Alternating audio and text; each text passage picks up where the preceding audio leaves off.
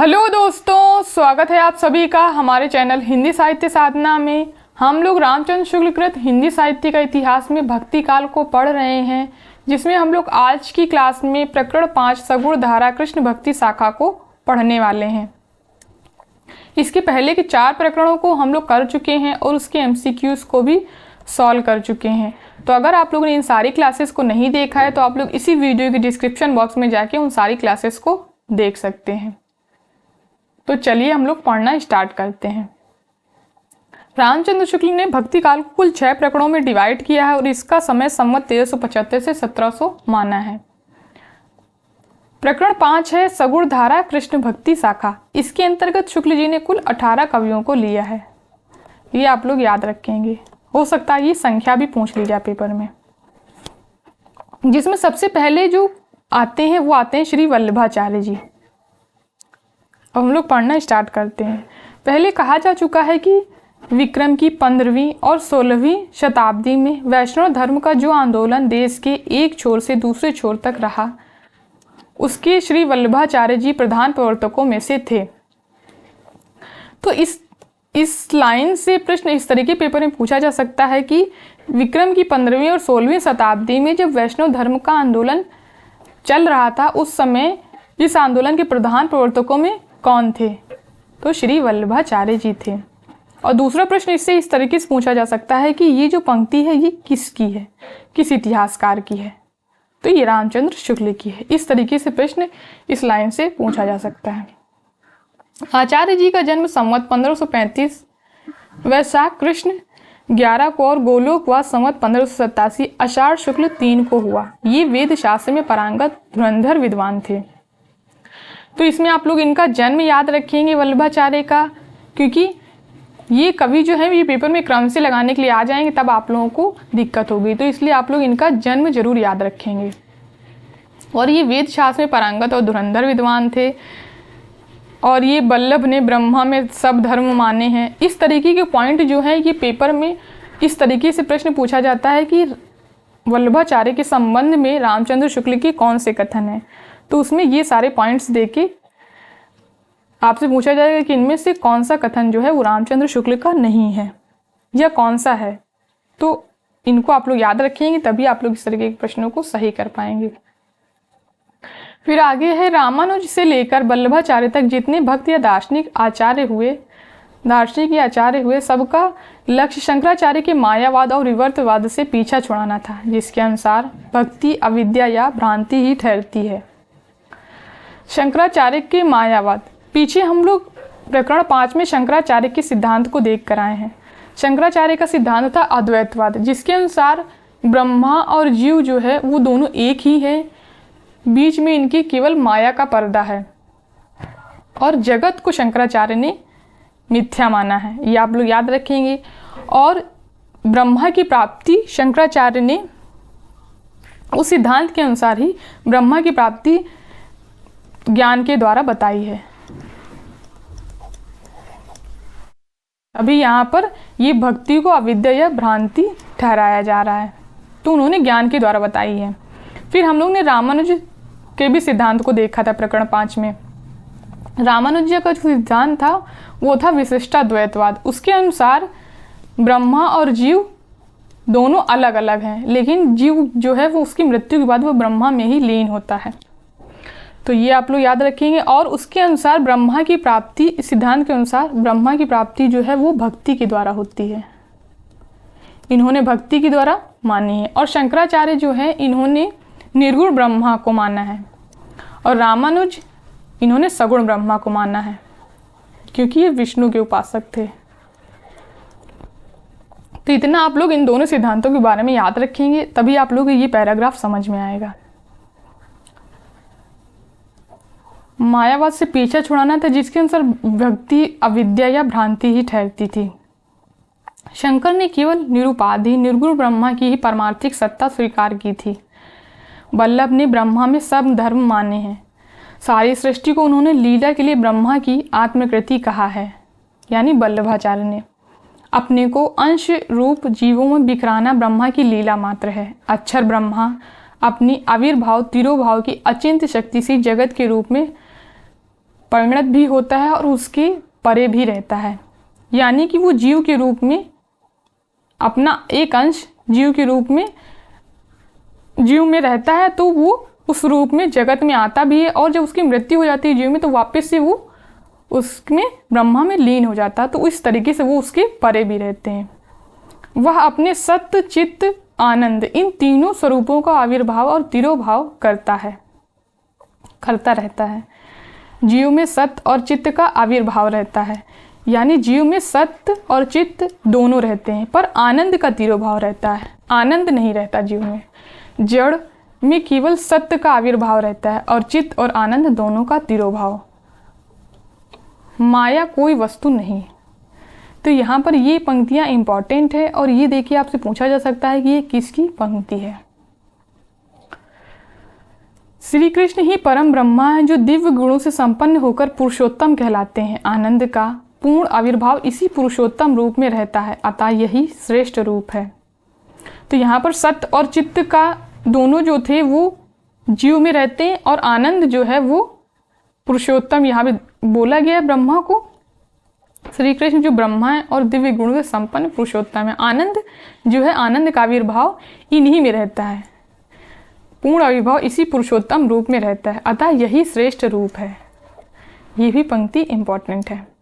पुरुषोत्तम कृष्ण की सब लीलाएं नित्य हैं। वे अपने भक्तों के लिए व्यापी बैकुंठ में, जो विष्णु के बैकुंठ से ऊपर है, अनेक प्रकार की क्रीड़ाएं करते हैं। यानी वो अपने व्यापी बैकुंठ से अनेक प्रकार की क्रीड़ाएं करते हैं। गोलोक इसी व्यापी बैकुंठ का एक खंड है, जिसमें नित्य रूप में यमुना, वृंदावन, निकुंज इत्यादि सब कुछ है। भगवान की इस नित्य लीला सृष्टि में प्रवेश करना ही जीव की सबसे उत्तम गति है। फिर आगे है, शंकर ने निर्गुण को ही ब्रह्मा का परमार्थी के असली रूप कहा है, और सगुण की व्यवहारिक या माइक कहा है। निर्गुण को ही ब्रह्मा का परमार्थिक और असली रूप कहा है शंकर के अनुसार, शंकराचार्य के अनुसार यानी, और जो सगुण है उसको व्यवहारिक या माइक बताया है। वल्लभाचार्य ने यह बात उलट कर सगुण को असली परमार्थिक रूप बताया है और निर्गुण को उसके अंशतः तिरोहित रूप कहा है। तो दोनों ने एक दूसरे के अपोजिट बोला है, ये आप लोग याद रखेंगे। ये पंक्तियां भी इंपॉर्टेंट हो जाती हैं। भक्ति की साधना के लिए वल्लभ ने उसके श्रद्धा के अवयव को छोड़कर जो महत्व की भावना में मग्न करता है, केवल प्रेम लिया है। प्रेम लक्षणा भक्ति ही उन्होंने ग्रहण की है। 84 यहाँ पर ये पंक्तियां इंपॉर्टेंट हैं। 84 वैष्णवों की वार्ता में सूरदास की एक वार्ता के अंतर्गत प्रेम को ही मुख्य और श्रद्धा या पूज्य बुद्धि को अनुषंगिक या सहायक कहा गया है। ये जो 84 वैष्णवों की वार्ता है, ये वल्लभाचार्य के जो पुत्र थे विट्ठलनाथ, उनके पुत्र गोकुलनाथ हुए, उनका ये ग्रंथ है। ये आप लोग याद रखेंगे। इसमें अनुषंगिक या सहायक कहा है। श्री आचार्य जी महाप्रभु के मार्ग को कहा स्वरूप है, महात्म्य ज्ञान पूर्वक सुदृढ़ स्नेह तो परम काष्ठा है। स्नेह आगे भगवान का राहत नहीं, ताते भगवान बेर बेर महात्म्य जनावत हैं। इन ब्रज भक्तन को स्नेह परम काष्ठापन्न है, ताही समय तो महात्म्य रहे, बीच में विस्मृत हो जाए। तो ये पंक्तियां जो हैं ये सूरदास की हैं और इन्होंने 84 वैष्णवों की वार्ता में कहा है। प्रेम साधना में वल्लभ ने लोक मर्यादा और वेद मर्यादा दोनों का त्याग विधेय ठहराया है। यानी लोक मर्यादा और वेद मर्यादा दोनों को इन्होंने विधेय ठहराया है। इस प्रेम लक्षणा भक्ति को जीव की प्रवृत्ति तभी होती है जब भगवान का अनुग्रह होता है, जिसे पोषण या पुष्टि कहते हैं। इसी से वल्लभाचार्य जी ने अपने मार्ग का नाम पुष्टि मार्ग रखा। यानी कि प्रेम लक्षणा भक्ति की ओर जो जीव की प्रवृत्ति होती है वो भी जब भगवान का अनुग्रह होता है तब होती है। पुष्टि का अगर हम लोग अर्थ देखें तो पुष्टि का अर्थ होता है समर्थन या अनुमोदन किसी का। तो इसमें भगवान का ये पुष्टि जो हुई है वो भगवान के द्वारा होगी, तभी जीव प्रेम लक्षणा भक्ति की ओर प्रवृत्त होगा। तो इससे आप लोग इसको नहीं भूलेंगे पुष्टि को, कि पुष्टि जो है वो भगवान का अनुग्रह ही है। इसी से इन्होंने अपने जो मार्ग का नाम है वो पुष्टि मार्ग रखा है। भगवान के अनुग्रह को ही पोषण या पुष्टि कहते हैं। फिर उन्होंने जीव 3 प्रकार के माने हैं, पुष्टि जीव, मर्यादा जीव और प्रवाह जीव। इससे प्रश्न इस तरीके से पेपर में पूछा जा सकता है कि वल्लभाचार्य ने जीव के कितने प्रकार माने, तो उन्होंने जीव के 3 प्रकार माने, पुष्टि जीव, मर्यादा जीव और प्रवाह जीव। पुष्टि जीव क्या होता है? जो भगवान के अनुग्रह का ही भरोसा रखते हैं और नित्य लीला में प्रवेश पाते हैं, ये पुष्टि जीव होते हैं। मर्यादा जीव जो वेद की विधियों का अनुसरण करते हैं और स्वर्ग आदि लोक प्राप्त करते हैं। और प्रवाह जीव जो संसार के प्रवाह में पड़े सांसारिक सुखों की प्राप्ति में लगे रहते हैं। तो इसमें आपसे असंगत प्रश्न पूछा जा सकता है।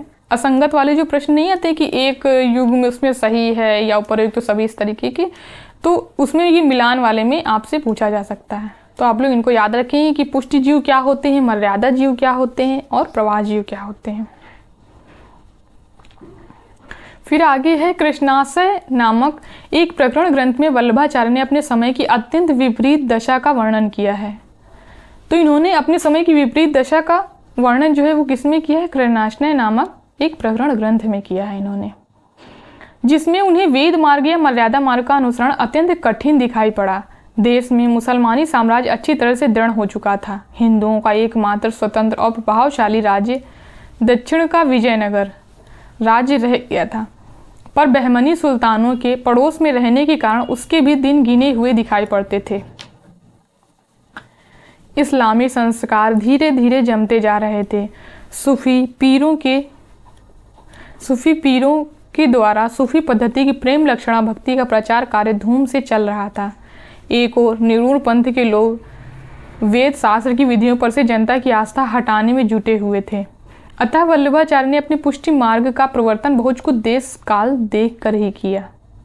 यानी कि जिन्होंने जब अपने पुष्टि मार्ग का प्रवर्तन किया था उस समय की क्या क्या परिस्थितियां थी, इस पैराग्राफ में उसी के बारे में बताया गया है कि किस तरीके से मुसलमानों का जो साम्राज्य था वो स्थापित हो रहा था, सूफी फकीर क्या कर रहे थे, निर्गुण पंथ के संत क्या कर रहे थे, ये सब इसमें बताया गया है।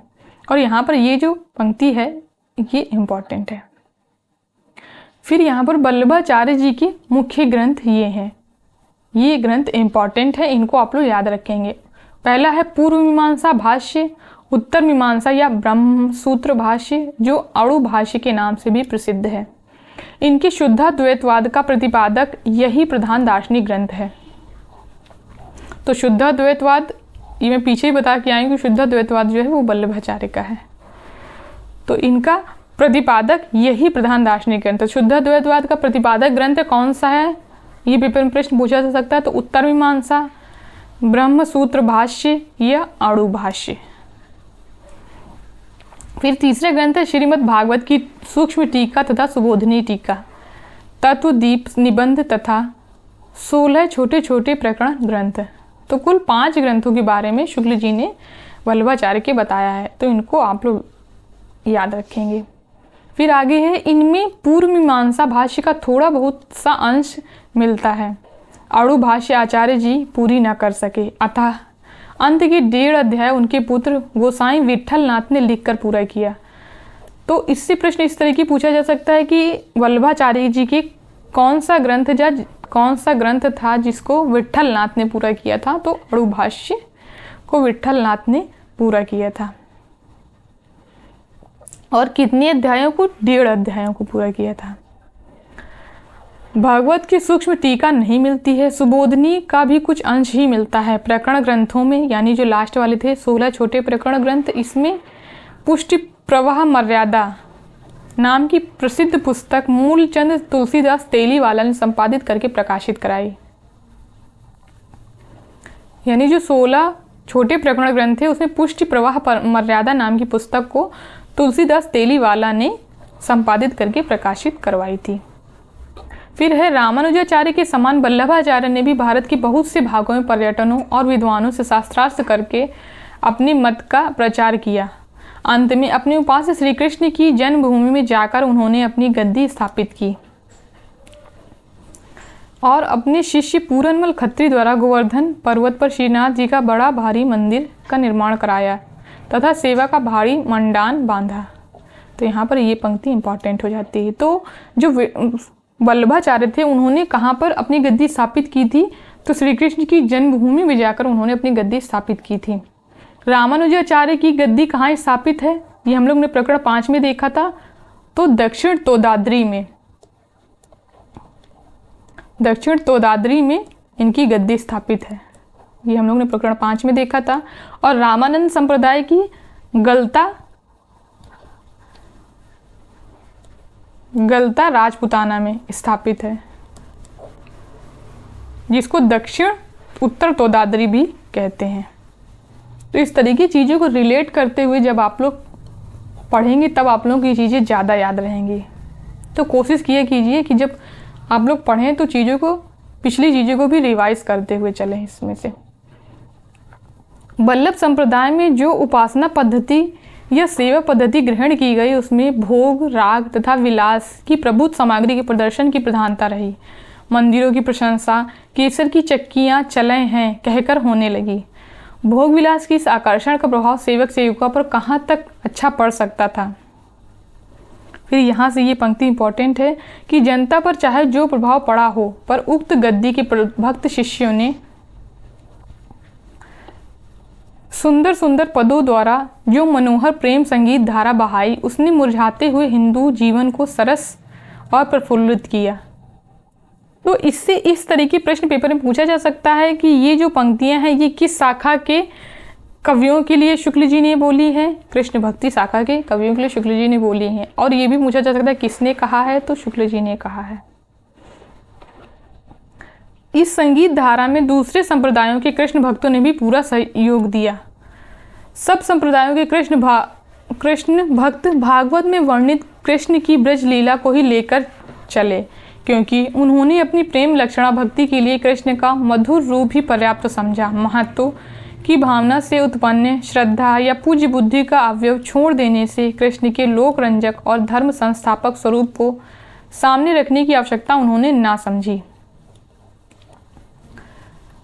लेकिन ऐसा अगर लोक रंजक और धर्म संस्थापक रूप को स्थापित किया है गोस्वामी तुलसीदास ने अपने ग्रंथ रामचरितमानस में, लेकिन ऐसा इन लोगों ने नहीं किया। कृष्ण भक्त जो कवि थे उन्होंने नहीं किया ऐसा।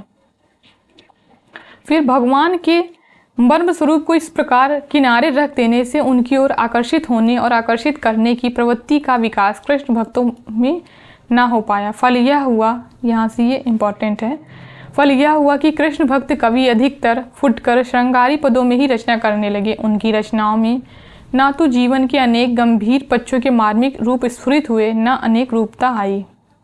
श्री कृष्ण का इतना चरित ही उन्होंने ना लिए जो खंड काव्य महाकाव्य आदि के लिए पर्याप्त होता। राधा कृष्ण की प्रेम लीला ही सबने गाई, यानी कि उन्होंने राधा कृष्ण की प्रेम लीला ही है, उन्होंने ज़्यादा चरित नहीं लिया जिससे कि प्रबंध काव्य, खंड काव्य या महाकाव्य की रचना हो सकती। उन्होंने केवल प्रेम लीला को ही लिया अपने ग्रंथों में या अपने पदों में। भागवत धर्म का उदय यद्यपि महाभारत काल में ही हो चुका था और अवतारों की भावना देश में बहुत प्राचीन काल से चली आती थी, पर वैष्णव धर्म के सांप्रदायिक स्वरूप का गठन दक्षिण में ही हुआ। तो वैष्णव धर्म के सांप्रदायिक स्वरूप का गठन कहाँ हुआ? दक्षिण भारत में हुआ। वैदिक परंपरा के अनुकरण पर अनेक संहिताएं, उपनिषद, सूत्र ग्रंथ इत्यादि तैयार हुए। श्रीमद् भागवत में श्री कृष्ण के मधुर रूप का विशेष वर्णन होने से भक्ति क्षेत्र में गोपियों के ढंग के प्रेम का माधुर्य भाव का रास्ता खुला। मधुर रूप का यानी भागवत में मधुर रूप का वर्णन है श्री कृष्ण के, उससे भक्ति क्षेत्र में माधुर्य भाव का रास्ता खुला। इसके प्रचार में दक्षिण के मंदिर में देवदासी प्रथा विशेष रूप से सहायक हुई। तो पेपर में प्रश्न इससे इस तरह की पूछा जा सकता है कि देवदासी प्रथा जो है वो किस शाखा से संबंधित है? तो वो कृष्ण भक्ति शाखा से संबंधित है। इसको आप लोग याद रखेंगे।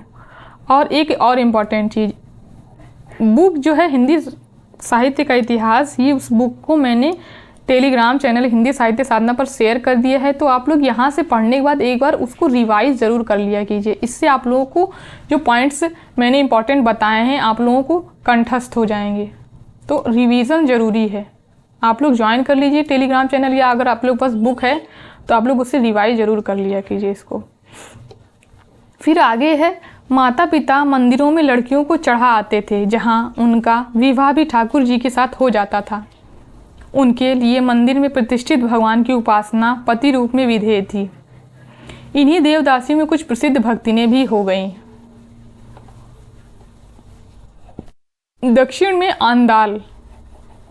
अंदाल इसी प्रकार की एक भक्तिन प्रसिद्ध हो गई, जिनका जन्म संवत 773 में हुआ। अंदाल के पद द्रविड़ भाषा में तिरुप्पावई नामक पुस्तक में मिलते हैं। तो पेपर में प्रश्न पूछा जा सकता है कि अंदाल के जो पद हैं वो कहाँ मिलते हैं, किस पुस्तक में मिलते हैं? तिरुप्पावई नामक पुस्तक में मिलते हैं। और ये जो अंदाल जो थी वो एक देवदासी थी। अंदाल एक स्थल पर कहती हैं कि अब मैं पूर्ण यौवन को प्राप्त हूँ और स्वामी कृष्ण के अतिरिक्त और किसी को अपना पति नहीं बना सकती। इस भाव की उपासना यदि कुछ दिन चले तो उसमें गुहा और रहस्य की प्रवृत्ति हो जाएगी। रहस्यवादी सूफियों का उल्लेख ऊपर हो चुका है, जिनकी उपासना माधुर्य भाव की थी। मुसलमानी जमाने में इन सूफियों का प्रभाव देश की भक्ति भावना के स्वरूप पर बहुत कुछ पड़ा। माधुर्य भाव को प्रोत्साहन मिला। माधुर्य भाव की जो उपासना चली आ रही थी उसमें सूफी के प्रभाव से अभ्यंतर, मिलन, मूर्छा, उन्माद आदि की भी रहस्यमयी योजना हुई। मीराबाई और चैतन्य महाप्रभु दोनों पर सूफियों का प्रभाव पाया जाता है। तो सूफियों का प्रभाव किस पर पाया जाता है? मीराबाई और चैतन्य महाप्रभु पर। चैतन्य महाप्रभु जो थे वो गौड़ीय संप्रदाय के प्रवर्तक थे। ये आप लोग याद रखेंगे इनके बारे में, और मीराबाई के बारे में हम लोग आगे देखेंगे। फिर दूसरे कवि आते हैं सूरदास। सूरदास जी का व्रत 84 वैष्णवों की वार्ता में केवल इतना ज्ञात होता है कि ये पहले गऊ घाट आगरे तथा मथुरा के बीच होगा। ये गऊ घाट पर एक साधु या स्वामी के रूप में रहा करते थे और शिष्य किया करते थे। सूरदास को आप लोग बहुत ध्यान से पढ़ेंगे क्योंकि ये यूनिट 5 में भी लगे हुए हैं, तो इसलिए ये और ज़्यादा इम्पोर्टेंट हो जाते हैं। गोवर्धन पर श्रीनाथ जी का मंदिर बन जाने के पीछे एक बार वल्लभाचार्य जी गऊ घाट पर उतरे। तब सूरदास उनके दर्शन को आए और उन्हें अपना बनाया एक पद गाकर सुनाया। आचार्य जी ने उन्हें अपना शिष्य किया और भागवत की कथाओं को गाने योग्य पदों में करने का आदेश दिया। ये सब पता चलता है किससे? 84 वैष्णवों की वार्ता से पता चलता है। उनकी सच्ची भक्ति और पद रचना की निपुणता देख वल्लभाचार्य जी ने उन्हें श्रीनाथ जी के मंदिर की कीर्तन सेवा सौंप दी थी। इस मंदिर को पूरनमल खत्री ने गोवर्धन पर्वत पर संवत 1576 में पूरा बनवा कर खड़ा किया था। ये हम लोग वल्लभाचार्य में देख चुके हैं कि वल्लभाचार्य जी के जो शिष्य थे पूरनमल खत्री, उन्होंने बनवाया था वो मंदिर को। मंदिर पूरा होने के 11 वर्ष पीछे अर्थात संवत 1587 में वल्लभाचार्य जी की मृत्यु हुई। श्रीनाथ जी के मंदिर निर्माण के पीछे थोड़ा ही पीछे सूरदास जी वल्लभ संप्रदाय में आए। यह 84 वैष्णवों के इन शब्दों 84 वैष्णवों की वार्ता के इन शब्दों से स्पष्ट हो जाता है कि औरहु पद गाए तब श्री महाप्रभु जी अपने मन में विचारे, जो श्रीनाथ जी के यहाँ और सब सेवा को मंडान भयो है, पर कीर्तन को मंडान ना ही कियो, ताते अब सूरदास को दीजिए। यानी कि जो श्रीनाथ जी का मंदिर था उसमें सारी सेवाएं चल रही थी, पर कीर्तन का कोई भी व्यवस्था नहीं थी वहाँ पर। तो वो कीर्तन को करने के लिए सूरदास जी को कहा गया था। अतः संवत 1580 के आसपास सूरदास जी वल्लभाचार्य जी के शिष्य हुए होंगे, ऐसा शुक्ल जी ने अनुमानित किया है। और शिष्य होने के कुछ ही पीछे उन्हें कीर्तन सेवा मिली होगी। तब से वे बराबर गोवर्धन पर्वत पर ही मंदिर की सेवा करते थे। इसका स्पष्ट आभास सूर सारावली के भीतर मौजूद है। तुलसीदास के प्रसंग में हम कहे आए हैं कि भक्त लोग कभी कभी किसी ढंग से अपने को अपने इष्ट देव की कथा के भीतर डालकर उनके चरणों तक अपने को पहुंचाने की भावना करते हैं। तुलसी ने तो अपने को कुछ प्रच्छन्न रूप में पहुंचाया है। ये हम लोग ने देखा था प्रकरण 5 में कि तुलसीदास जी ने रामचरितमानस में ऐसा दिया है कि उन्होंने तापस रूप में अपने आप को राम जी के समक्ष पहुंचाया है, ये हम लोग ने देखा था।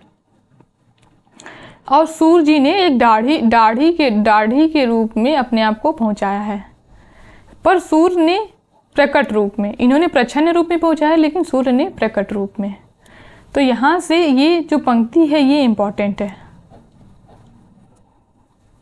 कृष्ण के जन्म के उपरांत नंद के घर बराबर आनंदोत्सव हो रहे हैं। उसी बीच एक दाढ़ी आकर कहता है, नंद जो मेरे मन आनंद भयो, हो गोवर्धन ते आयो, तुम्हारे पुत्र भयो, मैं सुनी के आती आतुर उठी धायो। ये पंक्तियाँ इंपॉर्टेंट हैं। जब तुम मदन मोहन करी टैरो, यह सुनी के घर जाऊं, हो तो तेरे घर को दाढ़ी, सूरदास मेरो नाऊं। तो उन्होंने एक दाढ़ी के द्वारा अपने को कृष्ण के पास पहुंचाया है। फिर आगे है, वल्लभाचार्य जी के पुत्र गोसाई विठल नाथ के सामने गोवर्धन की तलहटी के पारसोली ग्राम में सूरदास की मृत्यु हुई। तो सूरदास की मृत्यु कहाँ हुई थी? गोवर्धन की तलहटी में पारसोली नामक ग्राम में इनकी मृत्यु हुई थी। इसका पता भी उक्त वार्ता से ही लगता है, यानी 84 वैष्णवों की वार्ता। गोसाई विठल नाथ की मृत्यु संवत 1642 में हुई। इसके कितने पहले सूरदास जी का परलोकवास हुआ यह निश्चित रूप से नहीं कहा जा सकता। फिर आगे है, सूर सागर समाप्त करने पर सूर ने जो सूर सारावली लिखी है उसमें अपनी अवस्था 67 वर्ष कही है, यानी सूर सागर के बाद ही उन्होंने सूर सारावली लिखी है, यहाँ पर ऐसा बताया जा रहा है। गुरु प्रसाद होत यह दर्शन 67 बरस प्रवीण। तो ये किस में दिया है? सूर सारावली में दिया हुआ है। तात्पर्य यह है कि 67 वर्ष के पहले वे सूर सागर समाप्त कर चुके थे। सूर सागर समाप्त होने के थोड़े ही पीछे उन्होंने सूर सारावली लिखी होगी। एक और ग्रंथ सूरदास का साहित्य लहरी, यानी सूर सागर, सूर सारावली और साहित्य लहरी, जिसमें अलंकारों और नायिका भेदों के उदाहरण प्रस्तुत करने वाले कूट पद हैं। यानी कि इसमें से इस तरह के प्रश्न पूछा जा सकता है कि सूरदास के किस ग्रंथ में अलंकारों और नायिका भेदों के उदाहरण प्रस्तुत करने वाले कूट पद दिए हुए हैं? तो साहित्य लहरी में दिए हुए हैं। या विषय पूछा जा सकता है तो विषय में भी यही होगा। इसका रचनाकाल सूर्य ने इस प्रकार व्यक्त किया है कि मुनि सुनी रसन के रस लेख, दसन गौरी नंद को लिखी सुबल संवत पेख। तो ये सूरदास जी ने साहित्य लहरी के संबंध में लिखा है। इसका रचनाकाल दिया है साहित्य लहरी का। तो साहित्य लहरी का रचनाकाल पूछा जा सकता है तो ये पंक्तियां जो हैं वो इम्पोर्टेंट हो जाती हैं। इसके अनुसार संवत 1607 में साहित्य लहरी समाप्त हुई। यह तो मानना ही पड़ेगा कि संवत की साहित्य क्रीड़ा का यह ग्रंथ सूर सागर से छुट्टी पाकर ही सूर ने संकलित किया होगा। उसके 2 वर्ष पहले यदि सूर सारावली की रचना हुई हो तो कह सकते हैं कि संवत 1605 में सूरदास जी 67 वर्ष के थे। अब यदि उनकी आयु 80 या 82 वर्ष माने तो उनका जन्म काल संवत 1540 के आसपास तथा मृत्यु काल संवत 1620 के आसपास ही अनुमानित होता है। यानी यहाँ पर शुक्ल जी अनुमान लगा रहे हैं कि संवत इनका जो जन्म काल है संवत 1540 और मृत्यु काल संवत 1620 के आसपास ही हुआ होगा। फिर आगे है, साहित्य लहरी के अंत में एक पद है जिसमें सूर अपनी वंश परंपरा देते हैं। उस पद के अनुसार सूर पृथ्वी राज के कवि चंद बरदाई की वंशज ब्रह्म भट्ट थे। तो सूरदास ने अपनी वंश परंपरा अपने किस ग्रंथ में दी है? ये पेपर में प्रश्न पूछा जा सकता है। तो उन्होंने साहित्य लहरी में दी है अपनी वंश परंपरा, ये आप लोग याद रखेंगे। तो पृथ्वीराज के कवि चंद बरदाई की वंशज ब्रह्म भट्ट थे। चंद कवि के कुल में हरिचंद हुए, जिनके 7 पुत्रों में सबसे छोटे सूरजदास या सूरदास थे। शेष 6 भाई जब मुसलमानों से युद्ध करते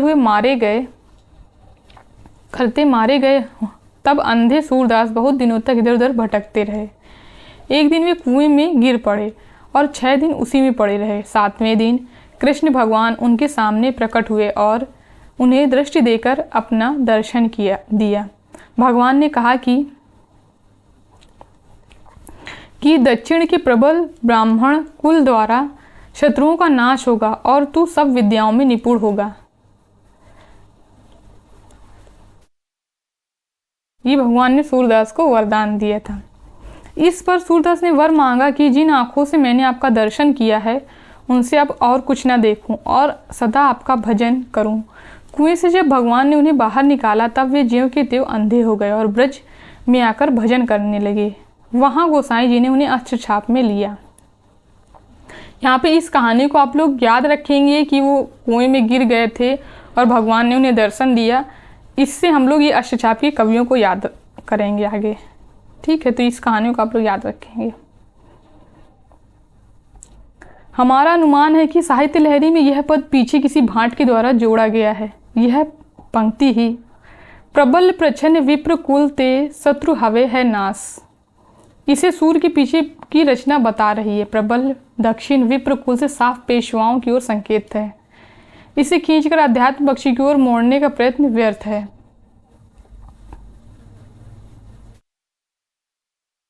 सारांश यह है कि हमें सूरदास जी का जो थोड़ा सा व्रत 84 वैष्णवों की वार्ता में मिलता है उसी पर संतोष करना पड़ता है। यह वार्ता भी यद्यपि वल्लभाचार्य जी के पुत्र गोकुलनाथ, यहाँ पर इसके 84 वैष्णवों की वार्ता के जो लेखक है वो यहाँ पर दिया गया है, गोकुलनाथ जी की कही जाती है पर उनकी लिखी नहीं जान पड़ती। इसमें कई जगह गोकुलनाथ जी के श्रीमुख से कही हुई बातों का बड़े आदर और सम्मान के शब्दों में उल्लेख और वल्लभाचार्य जी की शिष्या न होने के कारण मीराबाई को बहुत भला बुरा कहा गया है और गालियां तक दी गई हैं।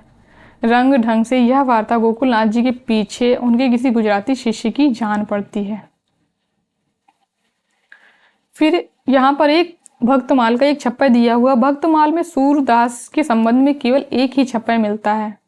भक्तमाल जो ग्रंथ है वो नाभादास का है।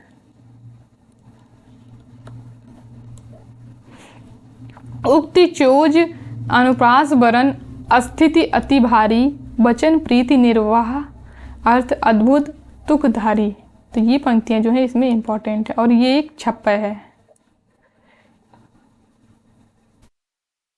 इस छप्पे में सूर के अंधे होने भर का संकेत है जो परंपरा से प्रसिद्ध चला आता है। जीवन का कोई विशेष प्रामाणिक व्रत न पाकर इधर कुछ लोगों ने सूर्य के समय के आसपास के ऐतिहासिक लेख में जहाँ कहीं सूरदास का नाम मिला वहीं का व्रत प्रसिद्ध सूरदास पर घटाने का प्रयत्न किया। ऐसे दो उल्लेख लोगों को मिले हैं जिसमें पहला है आईने अकबरी, यानी कि सूरदास का जो जीवन व्रत है वो कहीं पर प्रमाणिक नहीं मिल रहा था, तो लोगों ने उनके समय में जो प्रचलित ग्रंथ रहे होंगे उन्हीं में उनके जीवन व्रत को ढूंढने का प्रयास किया है। पर जिसमें पहला ग्रंथ जो दिया है वो है आईने अकबरी जो अबुल फजल का है। मैं अकबर की दरबार में नौकर गवैयों बीनकारों आदि कलावंतों की जो फेहरिस्त है उसमें बाबा रामदास और उनके बेटे सूरदास दोनों के नाम दर्ज हैं। उसी ग्रंथ में यह भी लिखा है कि सब कलावंतों की 7 मंडलियां बना दी गई थी। प्रत्येक मंडली सप्ताह में एक बार दरबार में हाजिर होकर बादशाह का मनोरंजन करती थी। अकबर संवत 1613 में गद्दी पर बैठा। हमारे सूरदास संवत 1580 के आसपास ही वल्लभाचार्य जी के शिष्य हो गए और उनके पहले भी विरक्त साधु के रूप में गऊ घाट पर रहा करते थे। इसी दशा में संवत 1613 के बहुत बाद दरबारी नौकर करने कैसे पहुंच गए। अतः आईने अकबरी के सूरदास और सूरसागर के सूरदास एक ही व्यक्ति नहीं ठहरते, तो शुक्ल जी ने आईने अकबरी में दिए हुए सूरदास को सूरसागर के सूरदास नहीं माना है। फिर दूसरा जो ग्रंथ दिया हुआ है वो है मुंशियात अबुल फजल नामक अबुल फजल के पत्रों का एक संग्रह है। ये अबुल फजल के पत्रों का एक संग्रह है जिसमें बनारस के किसी संत सूरदास के नाम अबुल फजल का एक पत्र है। बनारस का करोड़ी इन सूरदास के साथ अच्छा बर्ताव नहीं करता था, इससे उसकी शिकायत लिखकर इन्होंने शाही दरबार में भेजी थी। यानी उसी सूरदास ने उसी के उत्तर में अबुल फजल का एक पत्र है। बनारस के सूरदास बादशाह से इलाहाबाद में मिलने के लिए इस तरह बुलाए गए हैं। हजरत बादशाह इलाहाबाद में तशरीफ़ लाएंगे, उम्मीद है कि आप भी शर्फ मुलाजमात से मुशर्रफ होकर हकीकी होंगे और खुदा का शुक्र है कि हजरत भी आपको हक शिनास जानकर दोस्त रखते हैं। तो ये फ़ारसी का अनुवाद है जो यहाँ पर दिया हुआ है। फिर इन शब्दों से ऐसी ध्वनि निकलती है कि ये कोई ऐसे संत थे जिनके अकबर के दीन इलाही में दीक्षित होने का संभावना अबुल फजल समझता था। संभव है कि ये कबीर के अनुयायी कोई संत हों। अकबर का 2 बार इलाहाबाद जाना पाया जाता है, एक तो संवत 1640 में, फिर 1661 में। पहली यात्रा के समय का लिखा हुआ भी यदि पत्र माने तो, यानी 1640 के आसपास का लिखा हुआ भी यदि पत्र माने तो भी उस समय हमारे सूर का गोलोकवास हो चुका था। यदि उन्हें तब तक जीवित माने तो 100 वर्ष के ऊपर रहे होंगे। मृत्यु के इतने समीप आकर वे इन झमेलों में क्यों पड़ने जाएंगे, या उनके दीन इलाही में दीक्षित होने की आशा कैसे की जाएगी। श्री वल्लभाचार्य जी के पीछे उनके पुत्र गोसाई विट्ठलनाथ जी गद्दी पर बैठे। उस समय तक पुष्टि मार्गी कई कवि सुंदर सुंदर पदों की रचना कर चुके थे। इससे गोसाई विट्ठलनाथ जी ने उनमें से सर्वोत्तम 8 कवियों को चुनकर अष्टछाप की प्रतिष्ठा की। अष्टछाप के 8 कवि ये यहाँ पर दिए हुए हैं, और ये जो कवि हैं ये पेपर में क्रम से लगाने के लिए पूछे जा चुके हैं। तो आप लोगों को यही क्रम इनका याद रखना पड़ेगा। पहले कवि है जिसमें सूरदास, कुंभन दास, परमानंद दास, कृष्णदास, छीत स्वामी, गोविंद स्वामी, चतुर्भुज दास और नंददास। इनका यही क्रम आप लोगों को याद रखना पड़ेगा। तो इसको आप लोग इस तरीके से याद रख सकते हैं कि सूरदास जो उनकी कुएं में गिरने वाली जो कहानी हम लोगों ने पीछे पढ़ी थी, उससे आप लोग याद रख सकते हैं कि सूर जब कुंभ में गिर गए थे, यानी कुएं में गिर गए थे, तो परम कृष्ण को उन पर दया आ गई और वे छीत स्वामी को साथ लेकर गोविंद स्वामी उनको बचाने के लिए आ गए, और चतुर्भुज दास के साथ उन्होंने उनको नंद के घर पर पहुंचाया। इस तरीके से आप लोग याद रख सकते हैं, या आप लोग जिस तरीके से भी याद रख सकें, इसको आप लोगों को लेकिन इसी क्रम में याद रखना है। और इसमें एक चीज़ आप लोग और याद रखेंगे कि जो इसमें 8 कवि हैं कुल, जिसमें पहले के 4 जो कवि हैं ये वल्लभाचार्य जी के शिष्य थे, और लास्ट की जो 4 कवि दिए हुए हैं ये विट्ठलनाथ के शिष्य थे। तो ये भी प्रश्न पेपर में पूछा जा चुका है। तो ये आप लोग याद रखेंगे कि प्रारंभ वाले यानी सूरदास, कुंभन दास, परमानंद दास और कृष्णदास ये चारों वल्लभाचार्य के शिष्य थे, और लास्ट वाले छीत स्वामी, गोविंद स्वामी, चतुर्भुज दास और नंददास ये चारों जो थे ये विट्ठलनाथ के शिष्य थे। कृष्ण भक्ति परंपरा में श्री कृष्ण की प्रेममयी मूर्ति को ही लेकर प्रेम तत्व की बड़े विस्तार के साथ व्यंजना हुई है। उनके लोक पक्ष का समावेश उसमें नहीं है। इन कृष्ण भक्तों के कृष्ण प्रेमोन्मत्त गोपिकाओं से घिरे हुए गोकुल के श्री कृष्ण हैं। बड़े बड़े भूपालों के बीच लोक व्यवस्था की रक्षा करते हुए द्वारका के श्री कृष्ण नहीं हैं। तो यहाँ पर ये पंक्तियाँ इंपॉर्टेंट हैं। कृष्ण की जिस मधुर रूप को लेकर ये भक्त कवि चल रहे हैं वह हास विलास की तरंगों से परिपूर्ण अनंत सौंदर्य का समुद्र है। उस सार्वभौम प्रेमालंबन के सम्मुख मनुष्य का हृदय निराले प्रेमलोक में फूला फिरता है। अतः यहाँ से ये पंक्ति इंपॉर्टेंट है। अतः इन कृष्ण भक्त कवियों के संबंध में यह कह देना आवश्यक है कि वे अपने रंग में मस्त रहने वाले जीव थे। तुलसीदास जी के समान लोक संग्रह का भाव इनमें न था। समाज किधर जा रहा है इस बात की परवाह ये नहीं रखते थे। यहाँ तक कि अपने भगवत प्रेम की पुष्टि के लिए जिस श्रृंगारमयी लोकोत्तर छटा और आत्मोत्सर्ग की अभिव्यंजना से इन्होंने जनता को रसोन्मत्त किया, उसका लौकिक स्थूल दृष्टि रखने वाले विषय वासनापूर्ण जीवों पर कैसा प्रभाव पड़ेगा इसकी ओर इन्होंने ध्यान न दिया। यानी जिस तरीके की भक्ति को ये लोग फैला रहे थे उसका क्या प्रभाव होगा सामान्य जनता पर, इसकी ओर इन लोगों ने ध्यान बिल्कुल भी नहीं दिया। लेकिन इस चीज़ों का ध्यान तुलसीदास ने अपने ग्रंथ में रखा है। जिस राधा और कृष्ण के प्रेम को इन कृष्ण भक्तों ने अपने गुणातिगुण चरम भक्ति का व्यंजक बनाया, उसको लेकर आगे कवियों ने श्रृंगार की उन्माद कारणी उक्तियों से हिंदी काव्य को भर दिया। फिर आगे है, शुक्ल जी कह रहे हैं कि कृष्ण चरित्र के गान में गीत काव्य की जो धारा पूरब में जयदेव और विद्यापति ने बहाई, उसी का अवलंबन ब्रज के भक्त कवियों ने भी किया। यानी सबसे पहले ये धारा किसने बहाई थी? जयदेव और विद्यापति ने, और पूरब में बहाई थी कृष्ण चरित्र के गीत काव्य की। ये धारा सबसे पहले जयदेव और विद्यापति ने चलाई थी। आगे चलकर अलंकार काल के कवियों ने अपनी श्रृंगारमयी मुक्तक कविता के लिए राधा और कृष्ण का ही प्रेम लिया।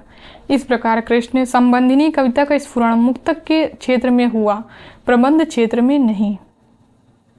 बहुत पीछे संवत 1809 में ब्रजवासी दास ने रामचरितमानस के ढंग पर दोहों चौपाइयों में प्रबंध काव्य के रूप में कृष्ण चरित्र का वर्णन किया, पर ग्रंथ बहुत साधारण कोटि का हुआ और उसका वैसा प्रचार न हो सका जैसा कि तुलसी के रामचरितमानस का हुआ था।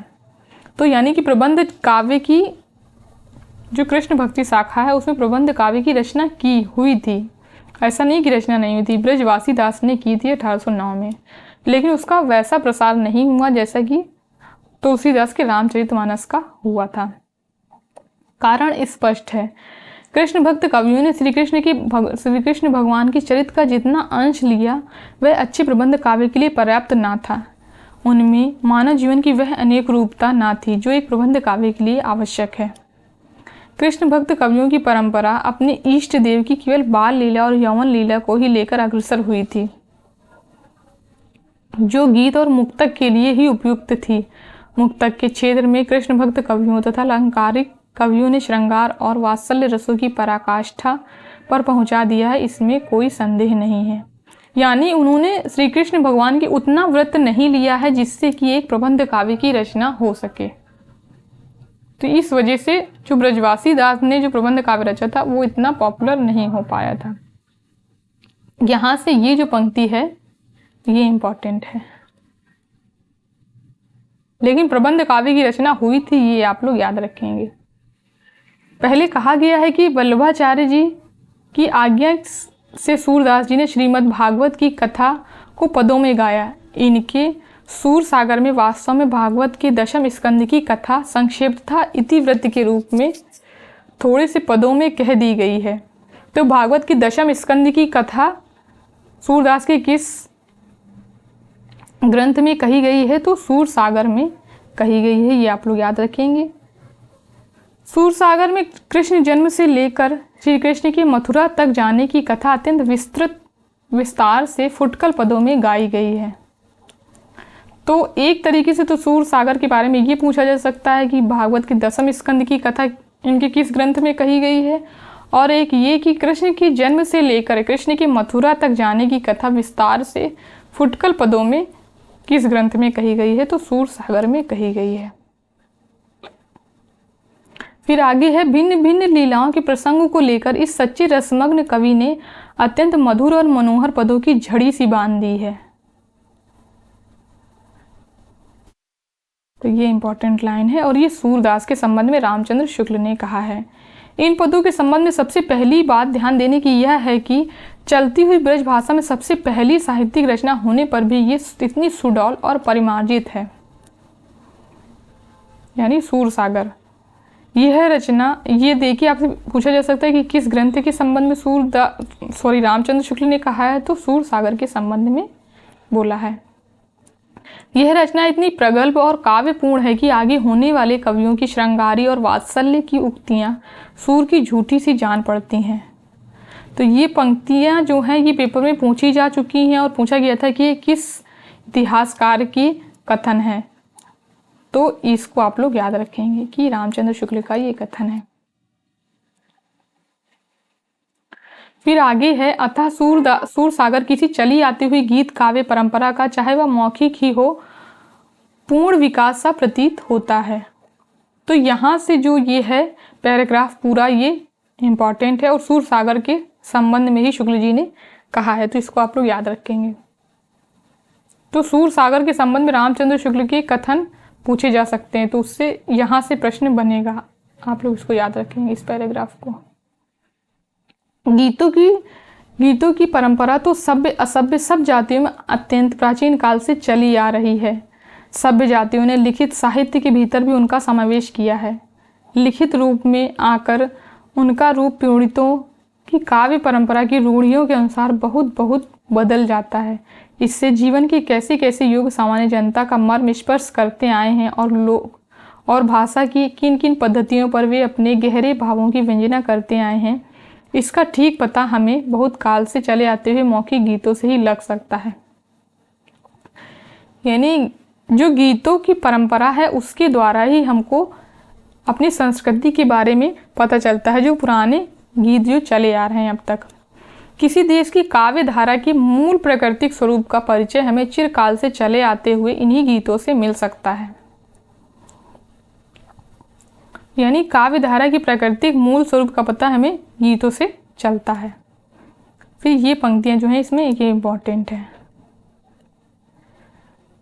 घर घर प्रचलित स्त्रियों के घरेलू गीतों में श्रृंगार और करुण दोनों का बहुत स्वाभाविक विकास हम पाएंगे। इसी तरीके की एक पंक्ति पूछी गई थी रामचंद्र शुक्ल की, साहित्य जनता की हृदय की साहित्य जनता की चित्रवृत्तियों का संचित प्रतिबिंब होता है। ये किसकी पंक्ति है, ये पूछी गई थी पेपर में। तो वो रामचंद्र शुक्ल की पंक्ति थी और काल विभाजन में ये पंक्ति दी हुई है। तो इस तरीके की पंक्तियां पेपर में पूछी जाती हैं, तो ये पंक्ति इंपॉर्टेंट हो जाती है इसलिए। फिर आगे है, इसी प्रकार आल्हा, कड़खा आदि पुरुषों के गीतों में वीरता को व्यंजना की सरल स्वाभाविक पद्धति मिलेगी। देश की अंतर्वर्तनी मूल धारा के स्वरूप के ठीक ठाक परिचय के लिए ऐसे गीतों का पूर्ण संग्रह बहुत आवश्यक है, पर इस कार्य में उन्हीं का हाथ लगाना ठीक है जिन्हें भारतीय संस्कृति के मार्मिक स्वरूप की परख हो, जिनमें पूरी ऐतिहासिक दृष्टि हो। यानी इन गीतों का संग्रह, शुक्ल जी कह रहे हैं कि इन गीतों का संग्रह वही करे जिसको भारतीय संस्कृति की पूर्ण परख हो, यानी वो भारतीय संस्कृति का जानकार हो, उसी को इन्हें संग्रह करने की ज़रूरत है।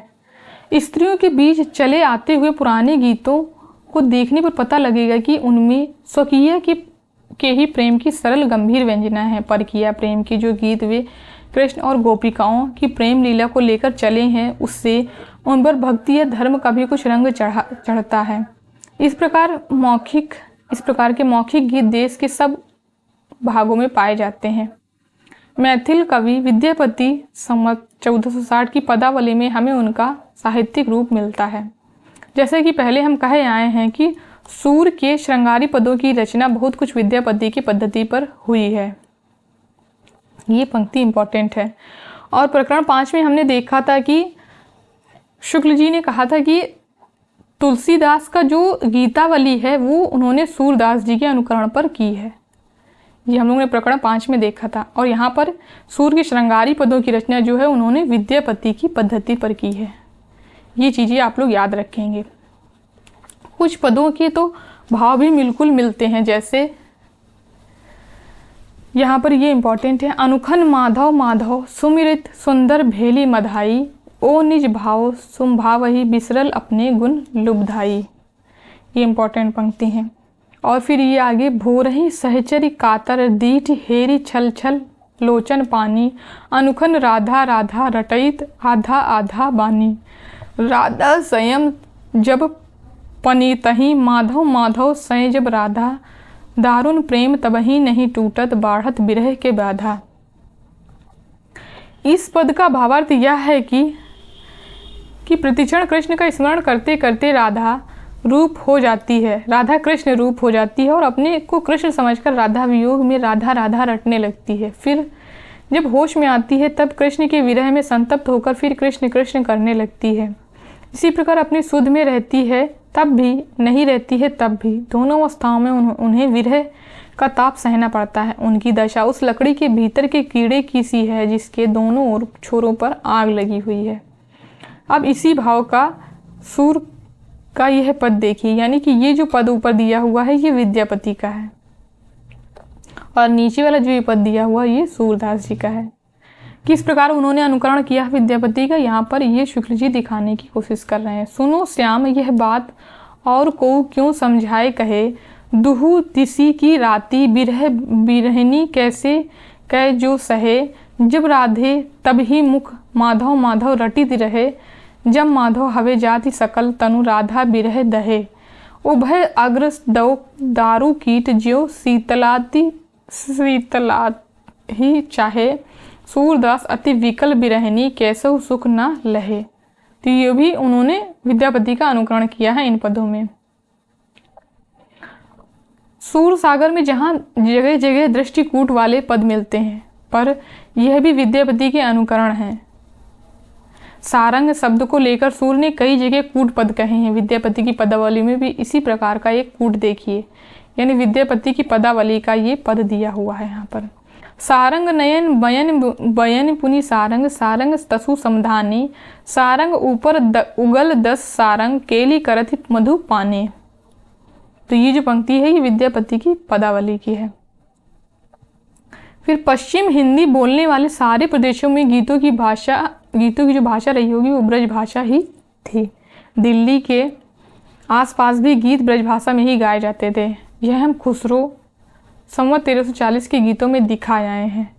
कबीर संवत 1560 के प्रसंग में कहा जा चुका है कि उनकी साखी की भाषा तो मधुकड़ी है, पर पदों की भाषा काव्य में प्रचलित ब्रज भाषा है। यह एक पद तो कबीर और सूर दोनों की रचनाओं के भीतर ज्यों का त्यों मिलता है, यानी कबीर और सूर का ये पद दोनों जगह मिलता है। हे हरि भजन को परवान, नीच पवे उच्च पदवी बाजते निशान, भजन को प्रताप ऐसो तीरे जल पाषाण। तो यहाँ पर ये कबीर ग्रंथावली से ये पद दिया हुआ था। तो यहाँ पर ये पंक्तियाँ देखिए, आपसे पूछा जा सकता है कि किसकी ग्रंथ की पंक्तियाँ हैं, तो कबीर ग्रंथावली की पंक्तियाँ हैं ये। फिर नीचे ये सूर सागर का पद दिया हुआ है। हे हरि भजन को परमान, नीच पावे ऊंच पदवी बाजते निशान, भजन को प्रताप ऐसो जल तरे पाषाण। तो ये सेम ही पंक्तियाँ दोनों में दी हुई हैं, लेकिन ऊपर वाली पंक्ति जो कबीर ग्रंथावली की है, नीचे वाली पंक्ति सूर सागर की है। कबीर की सबसे प्राचीन प्रति में भी यह पद मिलता है। इससे नहीं कहा जा सकता कि सूर की रचनाओं के भीतर भी यह कैसे पहुंच गया। राधा कृष्ण की प्रेम लीला के गीत सूर के पहले से चले आते थे, यह तो कहा ही जा चुका है। बैजू बावरा एक प्रसिद्ध गवैया हो गया है, जिसकी ख्याति तानसेन के पहले देश में फैली हुई थी।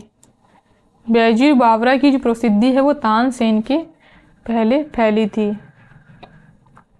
इनका एक पद दिया हुआ यहाँ पर, मुरली बजाए रिझाए लई मुख मोहन ते, गोपी रीझ रही रसतानत में, रसतानत सौ सुध बुध सब बिसराई। फिर आगे है, जिस प्रकार रामचरित का गान करने वाले कवियों में गोस्वामी तुलसीदास जी का स्थान सर्वश्रेष्ठ है, उसी प्रकार कृष्णचरित गाने वाले भक्त कवियों में महात्मा सूरदास जी का। तो ये पंक्तियां यहाँ पर इंपॉर्टेंट हैं।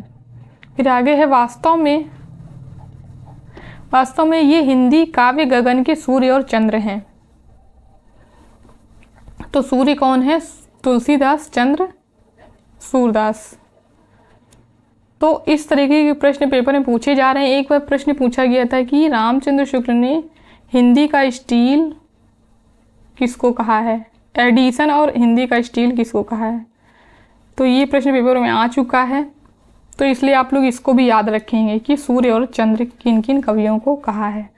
सूर्य गोस्वामी तुलसीदास को बोला है और चंद्र सूरदास को। फिर आगे है, जो तन्मयता इन दोनों भक्त शिरोमणि कवियों की वाणी में पाई जाती है वह अन्य कवियों में कहाँ। हिंदी काव्य इन्हीं के प्रभाव से अमर हुआ, इन्हीं की सरसता से उसका स्रोत सूखने ना पाया। तो यहाँ पर देखिए, आपसे पूछा जा सकता है कि किन कवियों के संबंध में यहाँ पर उक्त पंक्तियों में बात की जा रही है। तो गोस्वामी तुलसीदास और सूरदास। सूर की स्तुति में एक संस्कृत श्लोक के भाव को लेकर यह दोहा कहा गया है कि उत्तम पद कवि गंग के, कविता को बलवीर, केशव अर्थ गंभीर को, सुर तीन गुण धीर।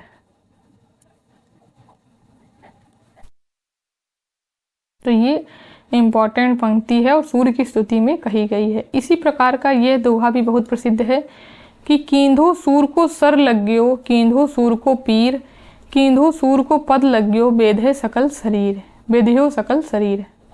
तो ये भी पंक्तियाँ इंपॉर्टेंट हैं। फिर आगे है, यद्यपि तुलसी के समान सूर का काव्य क्षेत्र इतना व्यापक नहीं है कि उसमें जीवन की भिन्न भिन्न दशाओं का समावेश हो, पर जिस परिमित पूर्ण भूमि पर उनकी वाणी ने संचरण किया उसका कोई कोना अछूता न छूटा। ये इंपॉर्टेंट पंक्ति है। श्रृंगार और वात्सल्य के क्षेत्र में जहां तक इनकी दृष्टि पहुंची है वहां तक और किसी कवि की नहीं। तो ये देखिए, आपसे पूछा जा सकता है कि किस कवि के संबंध में शुक्ल जी ने कहा है, तो सूरदास के संबंध में शुक्ल जी ने कहा है। ये गोस्वामी तुलसीदास जी गीतावली में बाल लीला को इनकी देखा देखी बहुत अधिक विस्तार दिया है, पर उसमें बाल सुलभ भावों और चेष्टाओं की वह प्रचुरता नहीं आई, उसमें रूप वर्णन की प्रचुरता रही। बालक चेष्टा के स्वाभाविक मनोहर चित्रों का इतना बड़ा भंडार और कहीं नहीं। यानी कि मैंने आप लोग को पीछे बताया है, प्रकरण 5 में हम लोग देख के भी आ चुके हैं कि तुलसीदास ने जो गीतावली की रचना की थी वो सूरदास के अनुकरण पर ही की थी। 2-4 चित्र देखिए, यानी 2-4 पद देखिए। काहे को आरी करत मेरो मोहन, यो तुम आंगन आंगन लोटी, जो मगहूँ सो देहु मनोहर, यह बात तेरी खोटी, सूरदास को ठाकुर ठाढ़ो, हाथ लकुट लिए छोटी। फिर यहाँ पर ये जो पंक्तियाँ ये इंपॉर्टेंट है। शोभित कर नवनीत लिए, घुटरुन चलत रेणु तन मंडित, मुख दधि लेप किए। ये पंक्तियाँ इसमें इंपॉर्टेंट हैं। फिर ये वाली, सिखवत चलन जसोदा मैया, अब अरब राय कर पानी गहावती, डगमगाए धरे पैया। बालकों के स्वाभाविक भावों की व्यंजना के ना जाने कितने सुंदर पद भरे पड़े हैं। स्पर्धा का कैसा सुंदर भाव इस प्रसिद्ध पद में आया है। मैया कभी बढ़ेगी चोटी, कितिक बार मोहि दूध पियत भई, यह अजहू है छोटी, तू जो कहती बल की बेनी, ज्यों है लांबी मोटी। यहाँ पर ये पंक्तियाँ इंपॉर्टेंट हैं। फिर आगे है, वात्सल्य के समान ही श्रृंगार के संयोग और वियोग दोनों पक्षों का इतना प्रचुर विस्तार और किसी कवि में नहीं है। गोकुल में जब तक श्री कृष्ण रहे तब तक उनका सारा जीवन ही संयोग पक्ष है। दान लीला, माखन लीला, चीर हरण लीला, रास लीला आदि न जाने कितनी लीलाओं पर सहस्त्रों पद भरे पड़े हैं। राधा कृष्ण के प्रेम की प्रादुर्भाव में कैसी स्वाभाविक परिस्थितियों का चित्रण हुआ है, यही देखिए। करी ल्यो नारी हरि अपनी गैया, नाही न बसात लाल कछु तुम सो, सबय ग्वाल एक ठैया। तो ये पंक्तियां इसमें इंपॉर्टेंट हैं। श्रृंगार के अंतर्गत भावपक्ष और विभावपक्ष दोनों के अत्यंत विस्तृत और अनूठे वर्णन इस सागर के भीतर लहरें मार रहे हैं। राधा कृष्ण के रूप वर्णन में सैकड़ों पद कहे गए हैं, जिनमें उपमा, रूपक और उत्प्रेक्षा आदि की प्रचुरता है। आंख पर ही न जाने कितनी उक्तियां हैं, जैसे यानी आंख को ही लेकर न जाने कितनी पंक्तियां कही गई हैं। देख रही हरि के चंचल नैन, खंजन मीन मृगज चपलाई, नहीं पटतर एक सैन। तो ये पंक्तियां इंपॉर्टेंट हैं। नेत्रों के प्रति उपालंब भी कहीं कहीं बड़े मनोहर है। मेरे नैना बिरह की बेल बई, सिंचत नैन नीर के, सजनी मूल पातर गई। आंख तो आंख कृष्ण की मुरली तक में प्रेम भाव से गोपियों की ऐसी सजीवता दिखाई पड़ती है कि वे अपनी सारी प्रगल्भता उसे कोसने में खर्च कर देती हैं। मुरली तऊ गोपाल ही भावती, सुन री सखी यद्यपि नंद नंद ही, नाना भांति नचावती, राखती एक पैर पाए ठाढ़ी करी, अति अधिकार जनावती। तो ये जो गोपियां हैं वो मुरली के विषय में यहाँ पर कह रही हैं। कालिंदी के कूल पर शरद की चांदनी में होने वाले रास की शोभा का क्या कहना है, जिसे देखने के लिए सारे देवता आकर इकट्ठे हो जाते हैं। सूर्य ने एक न्यारे प्रेम लोक की आनंद छटा अपने बंद नेत्रों से देखी है। कृष्ण के मथुरा चले जाने पर गोपियों का जो विरह सागर उमड़ा, उसमें मग्न होने पर पाठकों को वार पार नहीं मिलता। वियोग की जितने प्रकार की दशाएं हो सकती हैं, सबका समावेश उसके भीतर है। कभी तो गोपियों को संध्या होने पर यह स्मरण आता है कि एही बेरिया बनते चली आवते, दुरही तेवे बेनु अधर अधरी बारंबार बजावते। कभी भी उजड़े हुए नीरस जीवन के मेल में न होने के कारण वृंदावन के हरे भरे पेड़ों को कोसती हैं। ये पंक्तियां पेपर में पूछी जा चुकी हैं। मधुबन तुम कत रहत हरे, बिरह वियोग श्याम सुंदर के, ठाढ़े क्यों ना जरे, तुम हो नीलज लाज नहीं तुमको, फिर सिर पूप धरे। ये परंपरा से चले आते हुए चंद्रोपालंब आदि सब विषयों का विधान सूर्य के वियोग वर्णन के भीतर है। कोई बात छूटी नहीं है। सूर्य की सबसे बड़ी विशेषता है, यहाँ पर ये इंपॉर्टेंट पंक्ति है, सबसे बड़ी विशेषता है कि नवीन प्रसंगों की उद्भावना, प्रसंगोद्भावना करने वाली ऐसी प्रतिभा हम तुलसी में नहीं पाते। बाल लीला और प्रेम लीला दोनों के अंतर्गत कुछ दूर तक चलने वाले ना जाने कितने छोटे मोटे व्रतों की कल्पना सूर्य ने की है। जीवन के एक क्षेत्र के भीतर कथा वस्तु की रमणीय कल्पना देने योग्य है। राधा कृष्ण के प्रेम को लेकर कृष्ण भक्ति की जो काव्य परंपरा चली उसमें लीला पक्ष अर्थात बाह्यार्थ विधान की प्रधानता रही। ये पंक्ति जो है ये इंपॉर्टेंट है। उसमें केली विलास रास छेड़छाड़ मिलन की युक्तियां आदि बाहरी बातों का ही विशेष वर्णन है। प्रेम लीन हृदय की नाना अनुभूतियों की व्यंजना कम है। वियोग वर्णन में कुछ संचारियों का समावेश मिलता है, पर वे ऋण और परंपरागत है। उनमें उद्भावना बहुत थोड़ी पाई जाती है। भ्रमर गीत के अंतर्गत अलबत्ता सूर्य ने अभ्यंतर पक्ष का भी विस्तृत उद्घाटन किया है। प्रेम दशा के भीतर ना जाने कितनी मनोवृत्तियों की व्यंजना गोपियों के वचनों द्वारा होती है।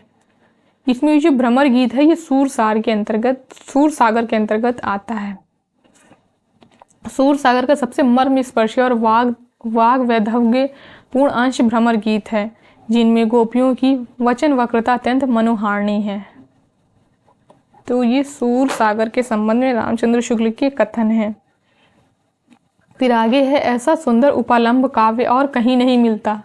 उद्धव तो अपने निर्गुण ब्रह्मा और योग कथा द्वारा गोपियों को प्रेम से विरत करना चाहते हैं, और गोपियां उन्हें कभी पेट भर बनाती हैं, कभी उनसे अपनी विवशता और दीनता का निवेदन करती हैं।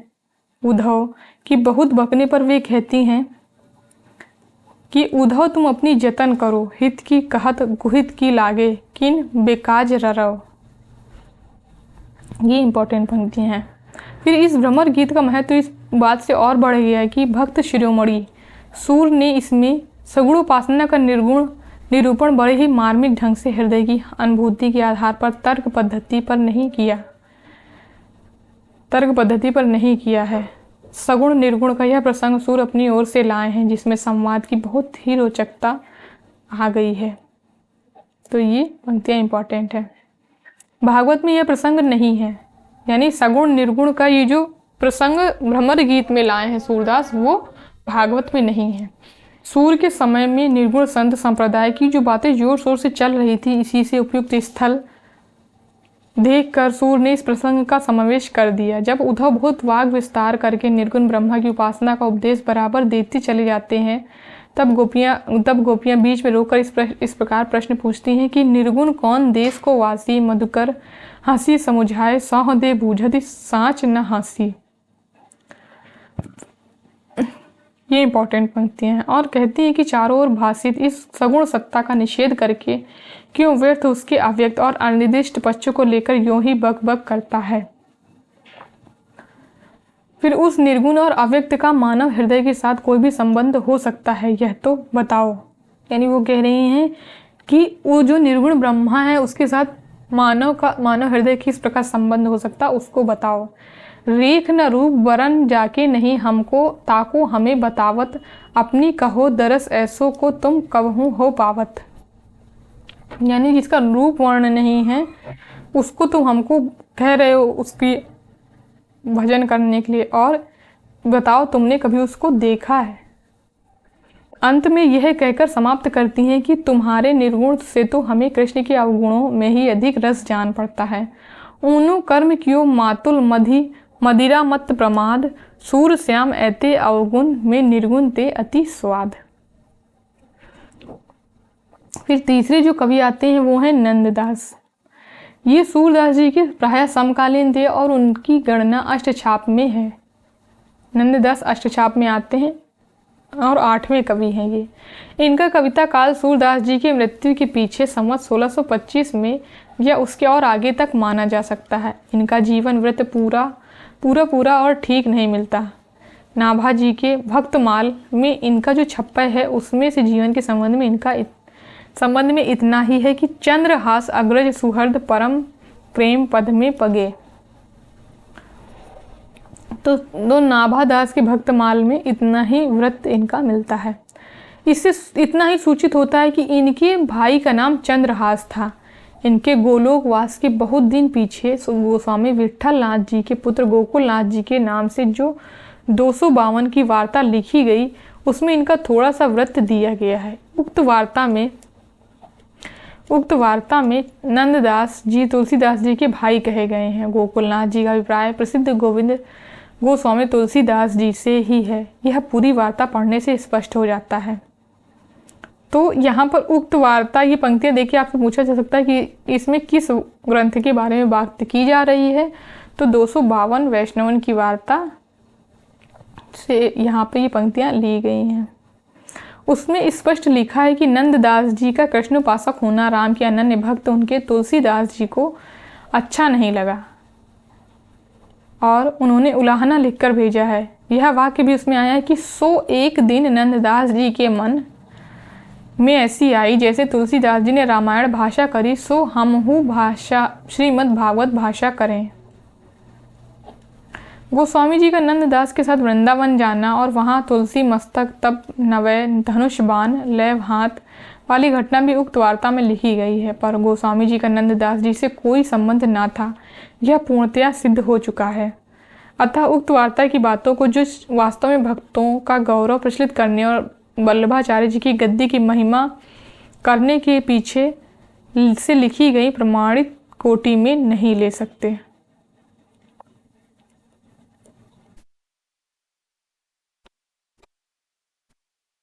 जो 252 वैष्णव की वार्ता के अंतर्गत जो बातें कही गई हैं उनको शुक्ल जी प्रमाणित कोटि के अंतर्गत नहीं ले रहे, यानी उनको प्रमाणित नहीं मानते हैं। उसी वार्ता में यह भी लिखा है कि द्वारका जाते हुए नंददास जी सिंधु नद ग्राम में एक रूपवती खतरानी पर आसक्त हो गए। ये उस स्त्री की घर के चारों ओर चक्कर लगाया करते थे। घर वाले हैरान होकर कुछ दिनों के लिए गोकुल चले गए। वहाँ भी वे जा पहुँचे। अंत में वहीं पर गोसाई विट्ठल नाथ जी के सदुपदेश से इनका मोह छूटा और ये अनन्य भक्त हो गए विट्ठल नाथ के। इस कथा में ऐतिहासिक तथ्य केवल इतना ही है कि इन्होंने गोसाई विट्ठल नाथ जी से दीक्षा ली है। ध्रुवदास जी ने अपनी भक्त नामावली, यहाँ पर ध्रुवदास का एक ग्रंथ दिया हुआ है भक्त नामावली में इनकी भक्ति प्रशंसा के अतिरिक्त और कुछ भी नहीं लिखा है। फिर अष्टछाप में सूरदास जी के पीछे इन्हीं का नाम लेना पड़ता है। इनकी रचना भी बड़ी सरस और मधुर है। इनके संबंध में यह कहावत प्रसिद्ध है कि और कवि गड़िया नंददास जड़िया। तो यहाँ पर ये पंक्तियाँ जो हैं इम्पॉर्टेंट हैं। इनकी सबसे प्रसिद्ध पुस्तक रास पंचाध्यायी। तो नंददास की पुस्तक है रास पंचाध्यायी जो रोला छंदों में है। इसका छंद भी पूछा जा सकता है, तो आप लोग याद रखेंगे रास पंचाध्यायी जो है नंददास की पुस्तक वो रोला छंदों में लिखी गई है। इसमें जैसा कि नाम से ही प्रकट है कृष्ण की रास लीला अनुप्रासादयुक्त साहित्यिक भाषा में विस्तार के साथ वर्णन है।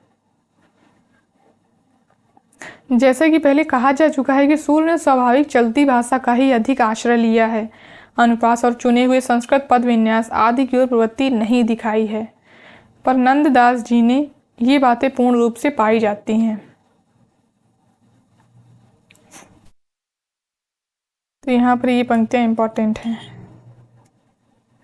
रास पंचाध्यायी के अतिरिक्त इनकी ये पुस्तकें भी इन्होंने लिखी हैं। नीचे यहाँ पर नंददास के ग्रंथ दिए हुए भागवत दशम स्कंद, रुक्मिणी मंगल, सिद्धांत पंचाध्यायी, रूप मंजरी, रस मंजरी, मान मंजरी, विरह मंजरी, नाम चिंता मणि माला, अनेकार्थ नाम माला कोश, दान लीला, मान लीला, अनेकार्थ मंजरी, ज्ञान मंजरी, श्याम सगाई, भ्रमर गीत और सुदामा चरित्र। 2 ग्रंथ इनके लिखे और कहे जाते हैं, हितोपदेश और नासिकेत पुराण। 200 से ऊपर इनके फुटकल पद भी मिले हैं। जहाँ तक ज्ञात है इनकी 4 पुस्तकें ही अब तक प्रकाशित हुई हैं।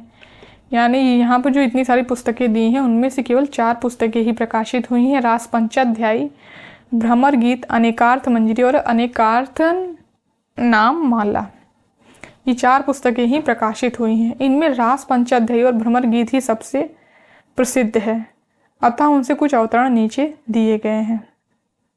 ये अवतरण रास पंचाध्यायी से दिया गया है कि ताही छिन उडराज उदित रस रास सहायक, कुमकुम मंडित बदन प्रिया जनु नगरी नायक। फिर भ्रमर गीत से ये पंक्ति दी हुई है, कहन श्याम संदेश एक, मैं तुम पे आयो, कहन संयम संकेत, कहूँ अवसर नहीं पायो। तो एक तो भ्रमर गीत सूरदास का है, दूसरा भ्रमर गीत नंददास का है। फिर यहाँ पर ये पंक्तियाँ इंपॉर्टेंट हैं कि जो उनके गुण नाही और गुण भय कहाते, बीज बिना तरु जामे मोही, तुम हो कहो कहाते।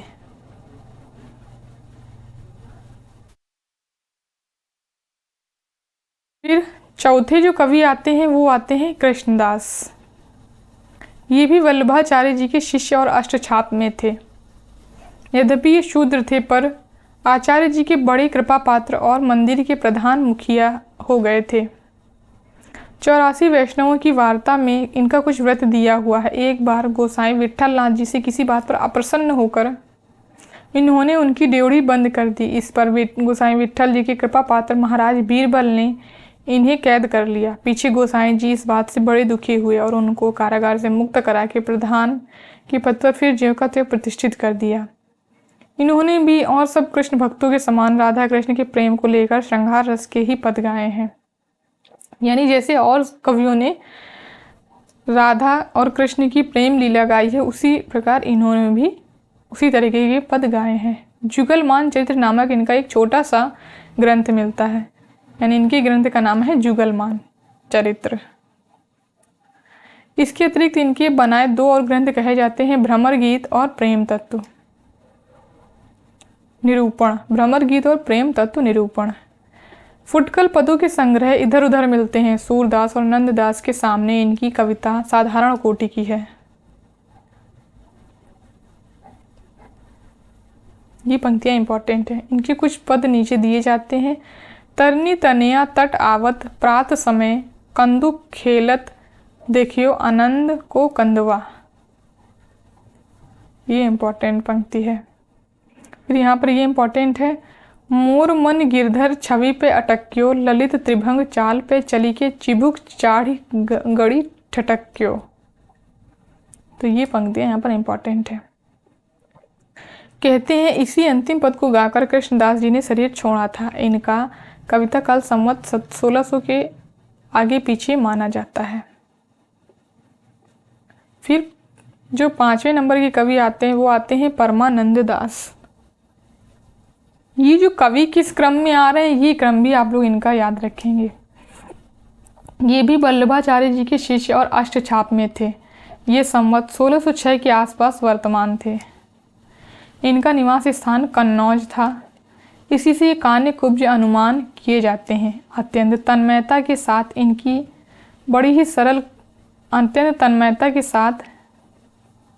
ये बड़ी ही सरल कविता करते थे। कहते हैं इनके किसी एक पद को सुनकर आचार्य जी कई दिनों तक बदन की सुध भूले रहे। तो ये पंक्तियां जो हैं ये इम्पॉर्टेंट हैं और परमानंद दास के संबंध में शुक्ल जी द्वारा कही गई हैं। इनके फुटकल पद कृष्ण भक्तों के मुंह से प्रायः सुनने में आते हैं। इनके 835 पद परमानंद सागर इनका ग्रंथ है 2 पद नीचे दिए गए हैं। कहा करो बैकुंठई जाए, जहाँ नहीं नंद जहाँ न यशोदा, नहीं जहाँ गोपी ग्वाल न गाए, जहाँ नहीं जल जमुना को निर्मल और नहीं कंदमन की छाए। तो ये जो पंक्तियां हैं ये इंपॉर्टेंट है और परमानंद दास की हैं। फिर ये इंपॉर्टेंट है, राधे जू हारा वाली टूटी, उरज कमल दल माल मरगजी बाम कपोल अलग लट छूटी। फिर जो छठे कवि आते हैं वो हैं कुंभन दास। ये भी अष्टछाप की कवि थे और परमानंद जी के ही समकालीन थे। वे पूरे विरक्त और धन मर्यादा की इच्छा से कोसों दूर थे। तो ये पंक्तियां किसके बारे में? कुंभन दास के संबंध में पंक्तियां हैं ये। एक बार अकबर बादशाह के बुलाने पर इन्हें फतेहपुर सीकरी जाना पड़ा, जहां इनका बड़ा सम्मान हुआ, पर इसका इन्हें बराबर खेद ही रहा, जैसा कि इस पद से व्यंजित होता है कि संतन को कहाँ सीकरी सो काम, आवत जात पनहिया टूटी बिसरी गयो हरि नाम, जिनको मुख देखियो दुख उपजत तिनको करिबे परी सलाम, कुंभन दास लाल गिरधर बिनु और सबे बेकाम। तो ये पंक्तियां जो हैं ये PYQs में पूछी जा चुकी हैं और ये कुंभन दास की पंक्तियां हैं। इनका कोई ग्रंथ ना तो प्रसिद्ध है और ना अब तक मिला है। उत्कल पद अवश्य मिलते हैं। विषय वही कृष्ण की बाल लीला और प्रेम लीला है। तुम नीके दुही जानत गैया, चलिए कुंवर रसिक मनमोहन लागो तिहारे पैया। फिर सातवें जो कवि आते हैं वो आते हैं चतुर्भुज दास। ये कुंभन दास जी के पुत्र और गोसाई विठल नाथ जी के शिष्य थे। यानी कुंभन दास जो थे उनके पुत्र थे चतुर्भुज दास और विठल नाथ के शिष्य थे। ये भी अष्टछाप के कवियों में है। इनकी भाषा चलती और सुव्यवस्थित है। इनके बनाए 3 ग्रंथ मिलते हैं, द्वादशयश भक्ति प्रताप और हिज्जू को मंगल। 3 ग्रंथ इनके मिलते हैं। इनके अतिरिक्त फुटकल पदों के संग्रह भी इधर उधर पाए जाते हैं। एक पद नीचे दिया जाता है, जसोदा कहा कहो हो बात, तुम्हारे सुत की कर्तव्य मुँह पे कहत रहे नहीं जात। तो ये चतुर्भुज दास का पद है। फिर 8वें कवि जो आते हैं वो हैं छीत स्वामी। विठल नाथ जी के शिष्य और अष्टछाप के अंतर्गत थे। यानी ये छीत स्वामी जो है ये विठल नाथ के शिष्य थे। पहले ये मथुरा के एक सुसंपन्न पंडा थे और राजा बीरबल के ऐसे लोग इनके जजमान थे। यानी राजा बीरबल के जैसे लोग इनके जजमान थे। पंडा होने के कारण ये बड़े अक्खड़ और उदंड थे। पीछे गोसाई विठल नाथ जी से दीक्षा लेकर परम शांत और भक्त हो गए और श्री कृष्ण का गुणानुवाद करने लगे। तो ये पंक्तियां देखिए आपसे पूछा जा सकता है कि किस कृष्ण भक्त के संबंध में है ये पंक्तियां? तो छीत स्वामी के संबंध में है। इनकी रचनाओं का समय 1612 के इधर मान सकते हैं। इनके फुटकल पद ही लोगों के मुंह से सुने जाते हैं या इधर उधर से संग्रहित मिलते हैं। इनके पदों में श्रृंगार के अतिरिक्त ब्रजभूमि के प्रति प्रेम व्यंजना भी अच्छी पाई जाती है। हे विधिना तोसो अचरा पसारी मांगो जन्म, जन्म दीजो यही ब्रज बसिबो। तो ये पंक्तियां छीत स्वामी की हैं। पद इन्हीं का है। अष्टछाप के और कवियों का किसी मधुरता और सरसता इनके पदों में भी पाई जाती है। नीचे यहाँ पर एक पद दिया हुआ है, भोर भय नव कुंज सदंते, आवत लाल गोवर्धन धारी, लटपट पग मरगजी माला, शिथिल अंग डगमग अति न्यारी। तो ये पंक्तियां जो है ये इम्पॉर्टेंट है। फिर ये यहाँ पर दी हुई हैं, बिनु गुण माल बिराजत उर पर, नक्षत द्वय चंद अनुहारी, छीत स्वामी जब चितये मोतन, तब हो निरख गई बलिहारी। तो ये पंक्तियां भी इम्पॉर्टेंट हैं। आज हम लोग इनके केवल 8 ही कवियों को देखेंगे। 8 कवियों को हम लोग आज देख चुके हैं और बाकी की जो कवि बचे हुए हैं उनको हम लोग कल वाली क्लास में देखेंगे, नहीं तो वीडियो काफ़ी लंबा हो जाएगा। तो आप लोग कमेंट करके ज़रूर बताइएगा कि आप लोगों को ये वीडियो कैसा लगा। धन्यवाद दोस्तों मेरे वीडियो को लास्ट तक देखने के लिए। अगर वीडियो पसंद आया हो तो लाइक करिए, शेयर करिए एंड हमारे चैनल को सब्सक्राइब करिए।